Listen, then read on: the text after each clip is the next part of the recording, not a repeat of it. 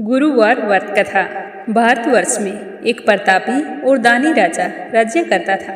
वह नित्य गरीबों और ब्राह्मणों की सहायता किया करता था। यह बात उसकी रानी को बिल्कुल भी अच्छी नहीं लगती थी। वह ना तो गरीबों को दान देती और ना ही भगवान का पूजन करती थी, और राजा को भी ऐसा करने से मना किया करती थी।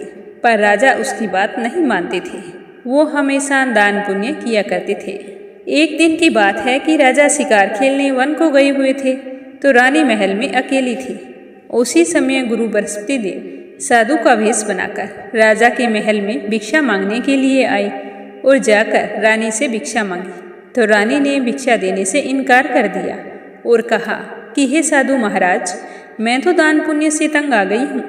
मेरा पति सारा धन लुटाता रहता है। मेरी इच्छा है कि हमारा सारा धन नष्ट हो जाए, फिर देखूंगी कि राजा दान पुण्य कैसे करते हैं। ना रहेगा बांस और ना बजेगी बांसुरी। तो साधु ने कहा कि देवी, तुम बड़ी विचित्र हो। धन और संतान तो सभी चाहते हैं, पुत्र और लक्ष्मी तो पापी के घर भी होने चाहिए। यदि तुम्हारे पास अधिक धन है तो भूखों को भोजन दो, प्यासों के लिए प्याऊ बनवाओ, मुसाफिरों के लिए धर्मशाला खुलवाओ, और जो निर्धन अपनी कुंवारी कन्याओं का विवाह नहीं करवा सकते उनका विवाह करवा दो। ऐसे और कई काम हैं जिनके करने से तुम्हारा यश लोक और परलोक में फैलेगा। परंतु रानी पर उपदेश का कोई प्रभाव ना पड़ा। वो बोली, महाराज, आप मुझे कुछ ना समझाएं। मैं ऐसा धन नहीं चाहती हूँ जो हर जगह बांटती फिरूं। तो साधु ने कहा कि यदि तुम्हारी ऐसी ही इच्छा है तो ऐसा ही होगा। मैं तुम्हें उपाय बताता हूँ, नियम पूर्वक करना। गुरुवार का दिन आए, उस दिन घर को गोबर से लीपना, पीली मिट्टी से अपना सर धोना, भट्टी चढ़ाकर कपड़े धोना, और राजा को कहना कि हजामत गुरुवार के दिन ही बनवाए। तो ऐसा करने से आपका सारा धन नष्ट हो जाएगा। इतना कहकर साधु महाराज वहाँ से आलोक हो गए। साधु के अनुसार कही गई बातों को पूरा करते हुए रानी को केवल 3 गुरुवार बीते थे कि उनकी सारी धन संपत्ति नष्ट हो गई। भोजन के लिए राजा का सारा परिवार तरसने लगा। तब एक दिन राजा ने रानी से कहा कि हे रानी, अपनी तो आर्थिक स्थिति इतनी खराब हो गई है कि एक समय का अनाज तक नसीब नहीं होता है। तुम यहीं पर रहो, मैं दूसरे देश को जाता हूँ, क्योंकि यहाँ पर मुझे सारे लोग जानते हैं। इसीलिए मैं कोई छोटा कार्य नहीं कर सकता, लेकिन पेट पालने के लिए कोई ना कोई काम तो करना पड़ेगा। ऐसा कहकर राजा अपना देश छोड़कर परदेश चला गया। वहां जाकर जंगल से लकड़ी काट कर लाता और शहर में बेचता। इसी तरह राजा अपना जीवन व्यतीत कर रहा था। राजा के परदेश जाते ही रानी और दासी दुखी रहने लगी।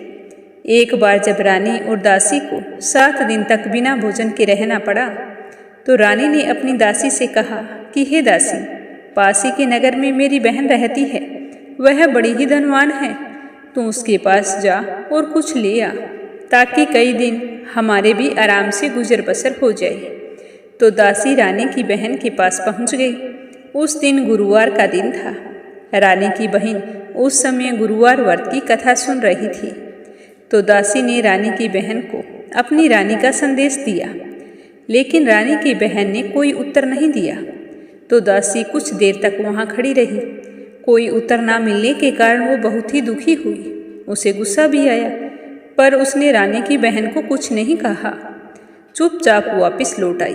घर आकर रानी को सारी बात बताई।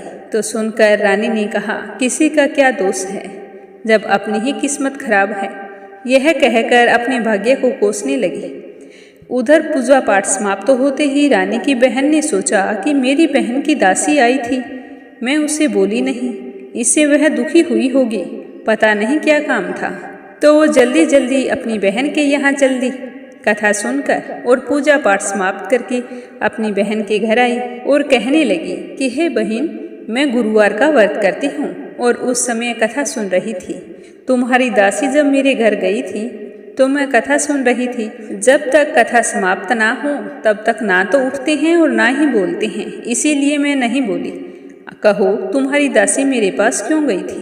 तो रानी की बहन कहने लगी कि बहन, मैं तुमसे क्या छुपाऊं, हमारे घर में खाने तक को अनाज नहीं है। ऐसा कहते कहते रानी की आंखों में पानी भर आया।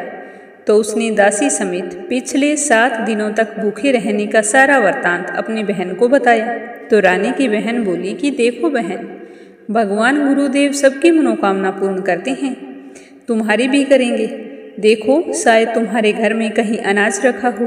तो पहले तो रानी को विश्वास नहीं हुआ, लेकिन अपनी बहन के बार बार कहने पर उसने अपनी दासी को अंदर भेजा तो देखा सचमुच अनाज से भरा हुआ एक घड़ा मिल गया। तो यह देखकर दासी को बड़ी ही हैरानी हुई। दासी कहने लगी कि हे रानी, जब हमको भोजन नहीं मिलता था तो हम रोजाना व्रत करते थे। तो मैं चाहती हूँ कि अब हम गुरुवार के व्रत करें और तुम्हारी बहन से व्रत की कथा और विधि पूछ लो, ताकि हम भी अच्छे से व्रत कर सकें। क्या पता हमारे भी दिनमान सुधर जाएं। तो दासी के कहने पर रानी ने अपनी बहन से गुरुवार व्रत की सारी विधि पूछी। तो उसकी बहन ने बताया कि गुरुवार के व्रत में चने की दाल और मुनक्का से विष्णु भगवान का केले की जड़ में पूजन करें, घी का दीपक जलाएं, व्रत कथा सुने, पीला भोजन करें, पीले वस्त्र पहने और इस दिन नमक नहीं खाना चाहिए। ऐसा करने से गुरु बृहस्पति देव प्रसन्न होते हैं और हमारी सारी मनोकामनाएं पूर्ण कर देते हैं। तो इस तरह व्रत और पूजन विधि बताकर रानी की बहन अपने घर लौट आई। 7 दिन के बाद जब गुरुवार आया तो रानी और दासी ने व्रत रखा। गुड़साल में जाकर चना और गुड़ ले आई, फिर उससे केले की जड़ तथा विष्णु भगवान का पूजन किया। अब पीला भोजन कहाँ से लाई, यह सोचकर दोनों बहुत ही दुखी हुई। उन्होंने पूरे श्रद्धाभाव से व्रत रखा था, इसीलिए गुरुदेव उनसे प्रसन्न थे। तो उन्होंने साधारण व्यक्ति का रूप धारण करके 2 थालों में सुंदर पीला भोजन दासी को दे गई। भोजन पाकर दासी और रानी बहुत ही खुश हुई और दोनों ने साथ मिलकर भोजन ग्रहण किया। उसके बाद वे सभी गुरुवार को व्रत और पूजन करने लगी। तो गुरु भगवान की कृपा से उनके पास फिर से धन संपत्ति आ गई, परंतु रानी तो फिर से पहले की तरह आलस्य करने लगी। तो एक दिन दासी ने कहा कि देखो रानी, तुमने पहले भी इसी तरह आलस्य करके धन को गंवा दिया था। तुम्हें धन रखने में कष्ट होता था, बांटने में कष्ट होता था, इसी कारण से हमारा धन नष्ट हुआ था। और अब जब गुरुदेव की कृपा से हमें धन मिला है तो तुम्हें फिर से आलस्य होने लगा। उसने रानी को समझाते हुए कहा कि बड़ी मुसीबतों के बाद हमने यह धन पाया है, इसीलिए हमें दान पुण्य करना चाहिए, भूखे मनुष्यों को भोजन कराना चाहिए और धन को शुभ कार्यों में लगाना चाहिए, जिससे तुम्हारे कुल का यश बढ़ेगा, स्वर्ग की प्राप्ति होगी, तुम्हारे पितर भी प्रसन्न होंगे। तो दासी की बात मानकर रानी अपना धन शुभ कार्यों में खर्च करने लगी, जिससे पूरे नगर में उनका यश फैलने लगा। और उधर राजा दुखी होकर एक दिन जंगल में पेड़ के नीचे आसन जमाकर बैठ गया और अपनी दशा को याद करके व्याकुल होने लगा। उस दिन गुरुवार था। तो राजा ने एकाएक देखा कि निर्जन वन में एक साधु प्रकट हुए हैं। वे साधु के वेश में स्वयं गुरु भगवान थे। तो लकड़हारे के सामने आकर बोले कि हे लकड़हारे, तू इस सुनसान जंगल में चिंता मगन क्यों बैठा है? तो लकड़हारे ने दोनों हाथ जोड़कर प्रणाम किया और उत्तर दिया कि महात्मा जी, आप सब कुछ जानते हैं, मैं क्या कहूँ। यह कहकर वो रोने लगा और साधु को अपनी आत्मकथा सुनाई। तो साधु महाराज ने कहा कि तुम्हारी पत्नी ने गुरुवार के दिन गुरु बृहस्पति का निरादर किया है, जिसकी वजह से गुरु भगवान नाराज हो गए हैं। उसी के कारण तुम्हारी यह दशा हुई है। अब तुम चिंता करना छोड़ दो और मेरे कहने पर चलो, तुम्हारे सारे कष्ट दूर हो जाएंगे और भगवान तुम्हें पहले से भी अधिक धन संपत्ति देंगे। तुम ऐसा करना, गुरुवार के दिन व्रत रखना और कथा सुनना। 2 पैसे के चने मुनक्की लाकर उसका प्रसाद बनाना और शुद्ध जल के लोटे में शक्कर मिलाकर अमृत तैयार करना। कथा सुनने के बाद में उसे अपने परिवार और सुनने वाले प्रेमियों में अमृत व प्रसाद बांटकर स्वयं भी ग्रहण करना। ऐसा करने से भगवान तुम्हारी सारी मनोकामनाएं पूर्ण कर देंगे। तो साधु के ऐसे वचन सुनकर लकड़हारा कहने लगा कि हे प्रभु, मुझे लकड़ी बेचने से इतना धन नहीं मिलता जिससे मैं भोजन भी कर सकूं और पूजा पाठ के लिए भी बचा सकूं। मेरे पास ना तो परिवार है और ना कोई सगे संबंधी मित्र है, तो मैं किसे कथा सुनाऊंगा। मैंने सपने में मेरी पत्नी को व्याकुल देखा है, मेरे पास कुछ भी नहीं है जिससे मैं उसकी खबर मंगा सकूं। तो साधु ने कहा कि हे लकड़हारे, तुम किसी बात की चिंता मत करो। गुरुवार के दिन तुम रोजाना की तरह लकड़ियां लेकर शहर को जाओगे तो तुमको रोजाना से दुगना धन प्राप्त होगा, जिससे तुम भली भांति भोजन कर लोगे और गुरुदेव की पूजा का सामान भी आ जाएगा। इतना कहकर साधु महाराज अंतर्ध्यान हो गए। धीरे धीरे समय बीतने लगा। फिर वही गुरुवार का दिन आया। लकड़हारा जंगल से लकड़ी काट कर किसी शहर में बेचने गया। उस दिन उसे और दिन से अधिक पैसा मिला तो राजा बहुत ही खुश हुए। राजा ने चना गुड़ आदि लाकर गुरुवार का व्रत किया। उस दिन से उसके सारे क्लेश दूर हो गए। परंतु जब दोबारा गुरुवार का व्रत आया तो राजा व्रत करना भूल गया। इसी कारण गुरु भगवान नाराज हो गए। तो उसी दिन नगर के राजा ने विशाल यज्ञ का आयोजन किया था तथा शहर में यह घोषणा करवाई थी कि कोई भी मनुष्य अपने घर पर भोजन ना बनावे, ना ही आग जलाए। सारी जनता मेरे यहाँ आकर भोजन करेगी। अगर किसी ने मेरी आज्ञा का पालन नहीं किया तो उसे फांसी की सजा दी जाएगी। तो इस तरह की घोषणा पूरे नगर में करवा दी। तो राजा की आज्ञा के अनुसार सारे लोग भोजन करने गए, लेकिन लकड़हारा कुछ देरी से वहां पर पहुंचा। तो राजा उसे अपने साथ घर ले आए और ले जाकर भोजन करवाने लगे। तभी अचानक से रानी की दृष्टि उस खूंटी पर पड़ी जिस पर उनका हार लटका हुआ था। तो वो हार तो वहां पर नहीं था। तो रानी ने सोचा कि जरूर इसी मनुष्य ने मेरे हार को चुराया है। तो उसने उसी समय सिपाहियों को बुलाकर उसे कारागार में डलवा दिया। जब लकड़हारा कारागार में पड़ गया तो बहुत ही दुखी होकर विचार करने लगा कि ना जाने पूर्व जन्म में मैंने कौन से बुरे कर्म किए थे जिसकी वजह से मुझे यह दुख प्राप्त हो रहा है। और उसी साधु को याद करने लगा जो कि जंगल में मिला था। तो उसी समय गुरुदेव साधु के रूप में प्रकट हुए और उसकी दशा को देखकर कहने लगे कि अरे मूर्ख, तूने बृहस्पतिवार का व्रत नहीं रखा और ना ही कथा कही, इसी कारण तुझे दुख प्राप्त हुआ है। अब चिंता मत कर और जब भी गुरुवार का दिन आए तो जेल के दरवाजे पर 4 पैसे पड़े मिलेंगे। तो उनसे गुरु बृहस्पति की पूजा करना, जिससे तेरे सारे कष्ट दूर हो जाएंगे। तो जैसे ही गुरुवार का दिन आया तो राजा को जेल के दरवाजे पर 4 पैसे पड़े मिले। तो राजा देखकर बहुत ही प्रसन्न हुए और फिर गुरुवार का व्रत रखकर कथा कही। उसी रात्रि को गुरुदेव ने उस नगर के राजा के सपने में जाकर कहा कि हे राजा, तुमने जिस आदमी को कारागार में बंद किया है वह निर्दोष है और वह राजा है। उसे जेल में डालकर तुमने अच्छा नहीं किया है। अभी के अभी उसे छोड़ दे। रानी का हार उसी खूंटी पर लटका है। अगर तुमने ऐसा नहीं किया तो मैं तेरे राज्य, पुत्र पौत्र सब नष्ट कर दूंगा। तो इस तरह सपने को देखकर राजा घबरा गया और प्रातःकाल उठा, सीधा उसी कमरे में गया जहां पर रानी का हार था। तो हार को खूंटी पर लटका हुआ देखकर लकड़हारे को बुलाकर क्षमा मांगी और कहा कि मुझे माफ कर दो, मुझे पता नहीं था कि लकड़हारे के वेश में आप राजा हैं। तो राजा ने उसे सुंदर वस्त्र आभूषण देकर विदा किया था। तो गुरु की आज्ञा अनुसार राजा अपने नगर को चल दिया। राजा जब नगर के निकट पहुंचे तो उसे बड़ा आश्चर्य हुआ कि नगर में पहले से अधिक बाग, तालाब, कुएं, बावड़ी, धर्मशाला, मंदिर आदि बने हुए हैं। तो राजा पूछने लगे कि ये बाग किसके हैं, धर्मशाला, मंदिर, कुएं, तालाब, बावड़ी ये किसने बनवाए हैं। तो नगर के सारे लोग कहने लगे कि यह सब रानी और बांदी के हैं। तो राजा को बड़ा ही आश्चर्य हुआ और गुस्सा भी आया। जब रानी ने यह खबर सुनी कि राजा आ रहे हैं तो उन्होंने बांदी से कहा कि हे दासी, देख, राजा हमको कितनी बुरी हालत में छोड़कर गए थे। हमारी ऐसी हालत देखकर कहीं वो लौट ना जाए, इसीलिए तू जा, दरवाजे पर खड़ी हो जा। तो आज्ञा अनुसार दासी दरवाजे पर खड़ी हो गई। राजा आए तो उन्हें अपने साथ अंदर ले आई। तो राजा ने क्रोध में अपनी रानी से पूछा कि तुम्हें यह धन कहाँ से प्राप्त हुआ। तब उन्होंने कहा कि हमें तो यह धन गुरुदेव ने दिया है। हमने गुरु बृहस्पति के व्रत रखे हैं, उसी के प्रभाव से सब कुछ प्राप्त हुआ है। तो यह सुनकर राजा बड़े ही प्रसन्न हुए और कहने लगे कि 7 दिन बाद तो सारे ही व्रत करते हैं, परंतु मैं तो रोजाना व्रत करूँगा और दिन में 3 बार कहानी कहा करूँगा। अब तो हर समय निश्चय के अनुसार राजा के दुपट्टे में चने की दाल बंदी रहती। राजा रोजाना व्रत रखते और दिन में 3 बार कहानी कहा करते। एक रोज राजा ने विचार किया कि चलो अपनी बहन के यहाँ हो आते हैं। तो इस तरह निश्चय करके राजा घोड़े पर सवार होकर राजा अपनी बहन से मिलने के लिए चल दिए। तो मार्ग में राजा ने देखा कि कुछ आदमी एक मुर्दे को लेकर जा रहे हैं।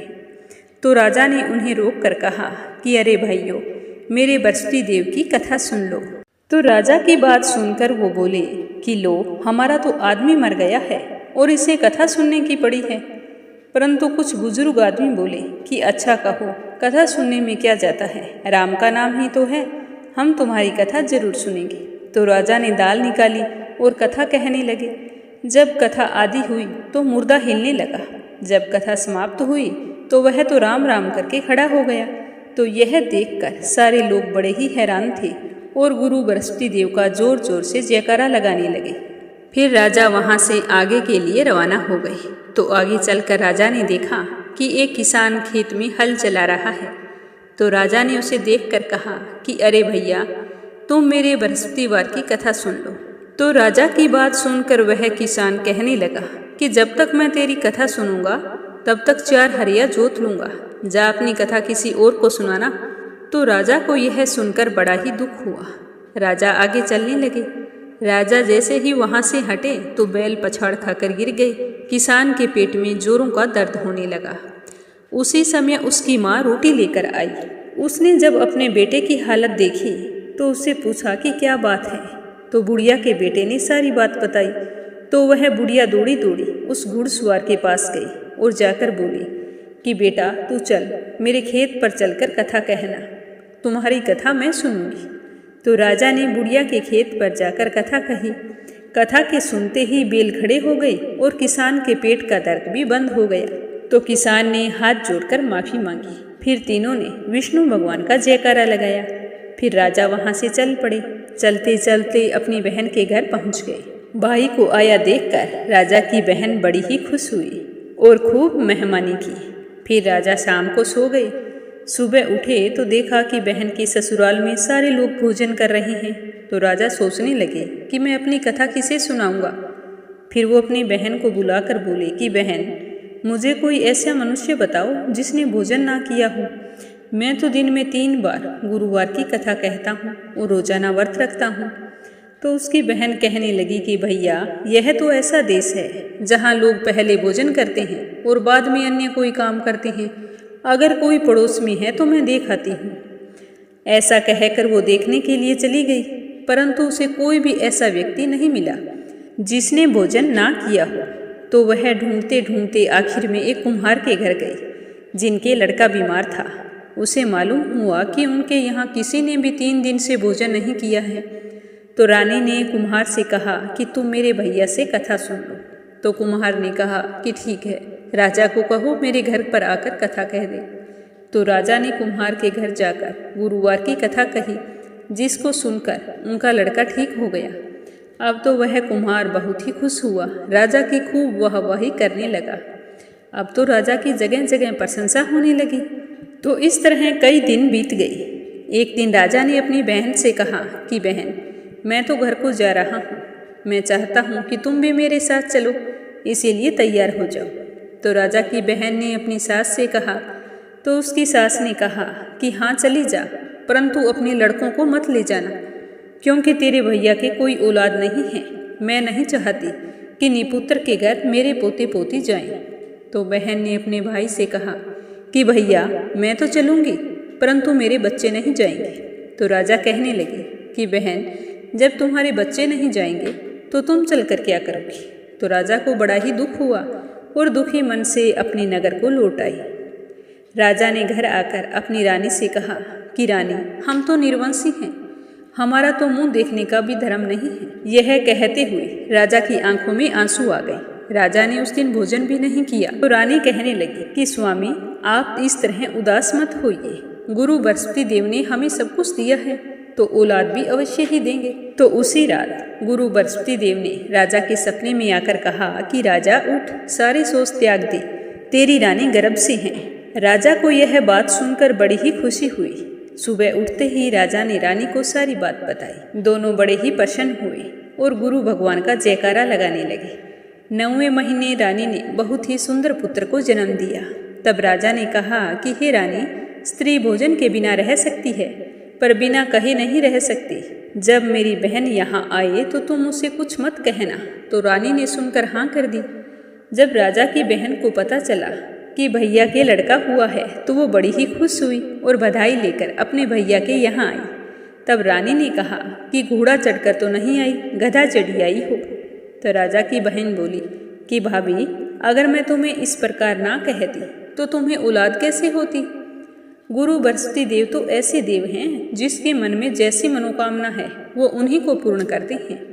जो सद्भावना पूर्वक गुरुवार का व्रत करता है, कथा पढ़ता है, जयकारा लगाता है, कथा दूसरों को भी सुनाता है और व्रत के बारे में बताता है, तो गुरु बृहस्पति देव उसकी सारी मनोकामनाएं पूर्ण करते हैं। भगवान बृहस्पति देव सदैव उसकी रक्षा करते हैं। संसार में मनुष्य सद्भावना से भगवान जी का पूजन व्रत सच्चे हृदय से करते हैं तो उसकी सारी मनोकामनाएं पूर्ण होती है। जैसी सच्ची भावना से राजा और रानी ने उनकी कथा का गुणगान किया तो गुरु बृहस्पति देव ने उनकी सारी इच्छाएं पूर्ण की। इसीलिए कथा सुनने के बाद में प्रसाद लेकर जाना चाहिए और हृदय से उनका मनन करते हुए सच्चे मन से जयकारा लगाना चाहिए। बोलो बृहस्पति देवता की जय हो, बोलो विष्णु भगवान की जय हो। ये थी गुरुवार व्रत में सुनी जाने वाली पौराणिक कथा। जो भी गुरुवार के व्रत रखता है उसे यह कथा अवश्य सुननी चाहिए। उम्मीद करती हूँ कि गुरुवार की व्रत कथा आपको ज़रूर पसंद आई होगी, तो कमेंट करके ज़रूर बताना। आप सभी की मंगल कामना के साथ आज के लिए बस इतना ही। फिर मिलेंगे नई व्रत कथा के साथ।